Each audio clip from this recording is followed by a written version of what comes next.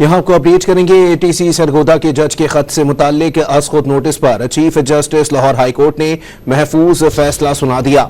अदालत आलिया ने DSP Sargodha, ROC CTD Sargodha और SHO सरगोदा को तौहीन अदालत के शो कॉज नोटिस जारी कर दिए हैं। मजीद जानते हैं डॉन न्यूज़ के नुमाइंदे राना बिलाल से। राना बिलाल, अदालत ने फैसले में मजीद क्या अहकाम दिए हैं?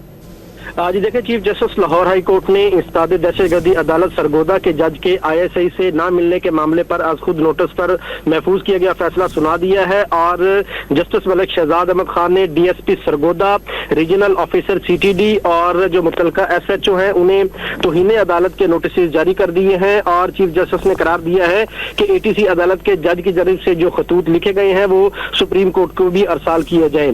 Chief justice Lahore high court ने आज खुद नोटिस केस को जस्टिस शाहिद करीम की अदालत में मार कर दिया है और ये करार दिया है कि जस्टिस शाहिद करीम 27 जून से तौहीन अदालत के इस खुद नोटिस पर समाअत करेंगे। Chief justice Lahore high court ने ATC जज सरगोदा के खतूत पर यह नोटिस लिया था जिसमें यह कहा गया था कि ISI के ऑफिसर ने उनसे मिलने की दरखास्त की थी और इस हवाले से chief justice Lahore high court ने नोटिस लिया था, जिस पर बाकायदा कार्रवाई के बाद चीफ जस्टिस ने यह फैसला महफूज किया था जो कि अब से कुछ देर पहले अदालत ने सुना दिया है। और अदालत ने DSP Sargodha, CTD, regional officer Sargodha और मुतलका SHO को 27 जून के लिए तौहीन अदालत के नोटिस जारी कर दिए हैं।